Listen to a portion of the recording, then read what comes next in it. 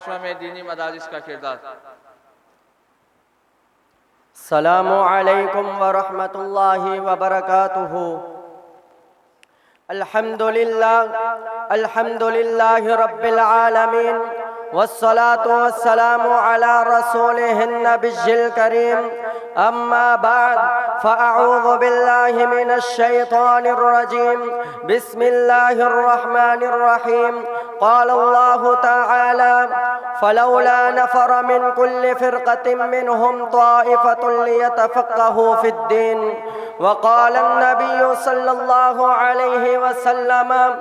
انما بعثت معلما رواه البخاری۔ ہمیں دنیا سے کیا مطلب ہمیں دنیا سے کیا مطلب کہ مکتب ہے، ہمیں دنیا سے کیا مطلب مدارس ہیں یہ گھر اپنا، ہمیں دنیا سے کیا مطلب مدارس ہیں یہ گھر اپنا، مریں گے ہم کتابوں میں ورق ہوگا کفن اپنا۔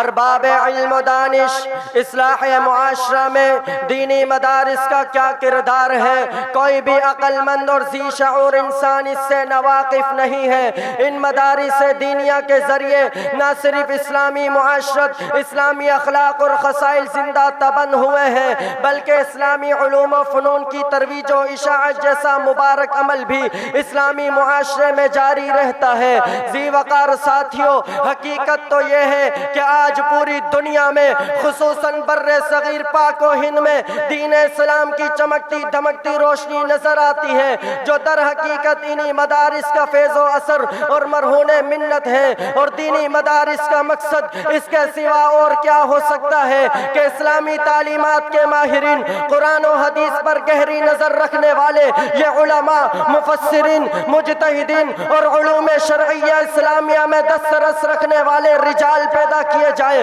جو آگے چل کر مسلمان معاشرے کا اسلام سے ناطہ جوڑنے، مسلمانوں میں اسلام کی بنیادی تعلیم عام کرنے کا فریضہ انجام دے، اور بلا شبہ یہ مدارس اپنے اس بلند مقصد کے حصول میں ایک بڑی حد تک کامیاب اور کامران رہے ہیں۔ ذی وقار ساتھیوں، مدارس دینیہ ذہنی سلسلے کی کڑیاں ہیں جو باہم مربوط ہیں۔ اصحاب صفہ کی یادگار، ورثۃ الانبیاء کی آبیاری کرنے والے، جماعت صحابہ کا دفاع کرنے والے، ختم نبوت کا پرچار کرنے والے، علم اسلام کو دنیا کفر کے سامنے لہرانے والے، شرک اور کفر کا خاتمہ کرنے والے یہی مدارس ہیں۔ جاؤ دنیا والوں، تاریخ اٹھا کر کے دیکھ لو، تاریخ بھی گواہ ہے کہ جب بھی رب کی زمین پر کفر کا طوفان کھڑا کیا گیا، بدعت اور رسومات کو ہوا دی گئی، علماء ربانیین کو پھانسی دی گئی، مجاہدین اسلام پر مقدمہ چلایا گیا، سر عام درختوں پر لٹکایا گیا،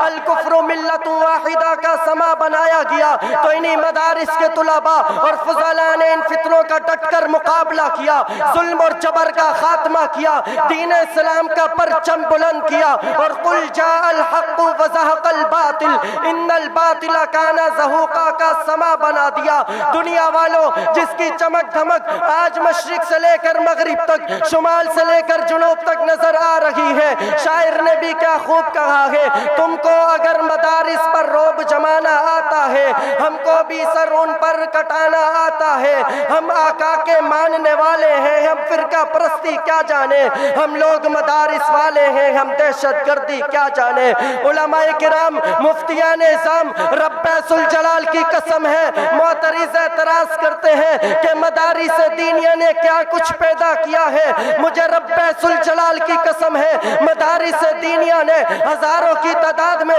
مفسر، محدث، مبلغ، محقق، مدقق، مناظر، مؤرخ، مدبر، مفکر، سیاستدان اور صحافی شاعر تیار کیے، اور ہزاروں کی تعداد میں یہ علماء، فضلاء، فقہاء، فصحاء، بلغاء، اتقیاء، اذکیاء، اصفیاء اور اکابر شیوخ پیدا کیے کہ جن کے تذکرے سے ایمان کو تازگی، روحوں کو سرشاری، عمل کو بیداری، فکر کو وسعت، نظر کو ٹھنڈک، زبان کو شیرینی، دل کو حلاوت، عقیدے کو پختگی اور عمل کو شائستگی کی دولت نصیب ہوتی ہے۔ ذی وقار ساتھیوں، میرا نظریہ تو یہ ہے کہ اگر یہ مساجد مدارس نہ ہوتے، کہیں بھی جہاں میں مسلمان نہ ہوتے، بصورت بشر سب درندے ہی ہوتے، کسی بھی جگہ اچھے انسان نہ ہوتے، اگر راہ دکھاتے نہ اہل شریعت جبینوں میں سجدے تڑپتے ہی رہتے، اگر نہ جلاتے یہ اہل مدارس دلو جا کر روغن شب پیرگی میں رہے زندگی کے یہ مشکل مراحل کبھی ابن آدم پہ آسان نہ ہوتے۔ ذی وقار ساتھیوں، آئیے میں آپ کو اس خوبصورت گلشن کا تعارف کراتا ہوں۔ یہ علم و عمل کا گہوارہ تاریخ کا وہ شہپارہ ہے،